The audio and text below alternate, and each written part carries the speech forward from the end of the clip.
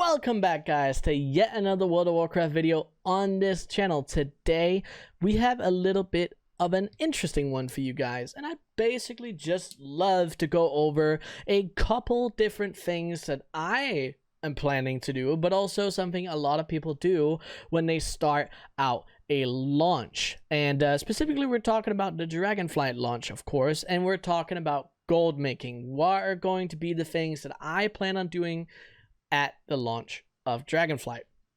Now, this is something that a lot of people have been asking about, because obviously there's a revamp to professions, there's a revamp to talent trees, there's a bunch of new levels, completely new zones, there's a lot of changes, there's the work order system, a bunch of changes that are changing a lot from what we actually have been used to. We also currently have the regional auction house that we've never seen for an expansion launch before. So there's a lot of big differences that we actively haven't seen, and that is raising a lot of questions from a lot of people, and which is one of the reasons why I'm making the video today.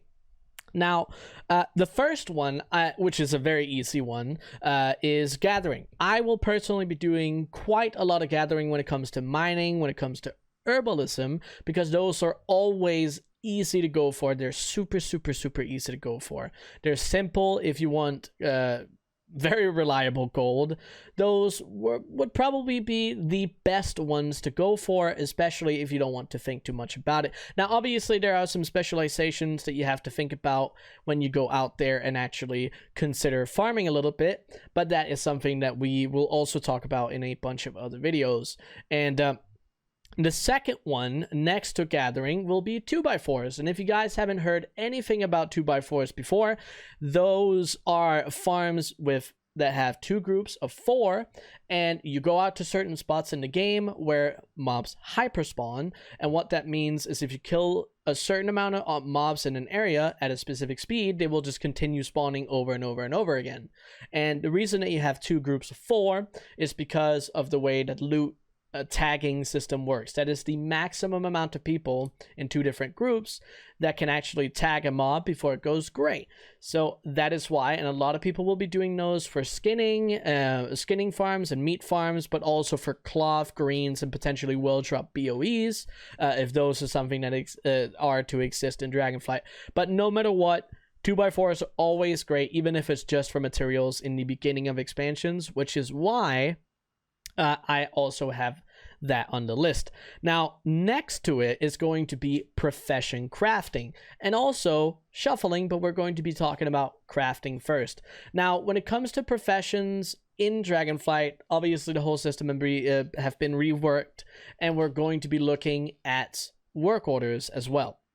Now, with crafting, they actually have a bunch of raid level crafted gear, and a lot of this is something that you're going to be able to look at, especially if you keep up to date with the new reputation / renown system and you really get into it. Now, this is obviously something that a lot of people would mention. I obviously mention it because it's a very good way of making gold. If you really want to get into it, and if you really care about it, it's a great way to make gold.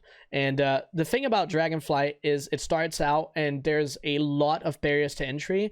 So the way that you level up these professions are most likely not going to be tied too much to the amount of gold you have, and more like how much time you have. But we don't really know the full extent yet, because obviously the expansion is not out. So be on the lookout for that. Now, next to it is the big one. There is going to be so many shuffling opportunities, and what I mean by that is if you're just talking about regular shuffling, it's like crafting a green piece of gear and then disenchanting it, for example, with enchanting, and you get some certain enchanting materials out of it. And then you're looking at it like, okay, well, if I craft this green item for 50 gold and I disenchant it, oh, maybe I can get 70 gold. That is the calculations that you could do based on how many enchanting materials that you get out of disenchanting something. That's the basic premise of shuffling. Now, there's also vendor shuffling, which is more crafting a green piece of gear for, let's say, 30 gold, but the actual green piece of gear sells for 36. Well, every time you craft one of those, you make 6 gold on actually vendoring that straight to the vendor. Again, that's another great form of actively making gold, and we saw that at the beginning of Shadowlands, that there was tons of these vendor shuffling opportunities. Now, with the revamped system for Dragonflight, they have different quality tiers for a lot of materials. 3 different quality tiers, which means every single material has 3 levels. And then there's also the crafted gear, the crafted items. Some of them have 5 different levels, and each individual one have different sell varieties. Obviously, they're worth more to the vendor, and I'm sure there are going to be great shuffling opportunities, which I will be looking out for. But that is, again, one of those things that I will be doing and using a lot of time on and focusing on, especially early on. Now, the last thing, which is a little more of a niche thing, it kind of depends on how active and how active you basically are going to be at the game. Because with Dragonflight, they have changed up the BOE loot drop system in raids. Something that a lot of people do at the beginning of expansions is that they trash farm in raids to get BOEs, which are basically just epic pieces of gear, and then they sell them on the auction house. Now, if you're one of those players that are going to gear up and actually get to the point of being able to do that, then this is a great opportunity because they've changed up the loot system.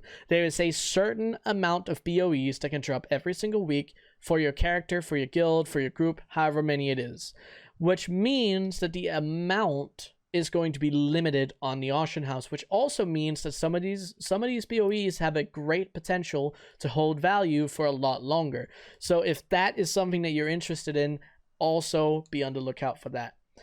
Now, there are, of course, a bunch of other great gold making opportunities, and also if there's anything specifically that you're interested in, or one of the more in-depth situations for some of the things that I've already mentioned, there's a lot to talk about. Now, I wanted to make this video basically just to update everyone on what I'm focused on, but also just to remind people of what is really, really good to look at when a new expansion starts. Now, if any of it interested you, make sure that you drop some, some questions down in the comments below. Or if you have any thoughts, if you have any ideas, make sure that you drop it down in the comments below. I'd love to talk about it. But that is basically everything that I have for this video, which means that this is going to be the end. And something that I do to, just check if people are still hanging about in the video and watching along till this point. If you watched along all the way to this point, then I want you guys to type in the comments down below, dragon riding. And you can also type whether or not you're excited for it, but just type dragon riding as we're looking at it right here in front of our screens. I appreciate you guys for watching the video. I hope you enjoyed it. And until the next one, see you guys.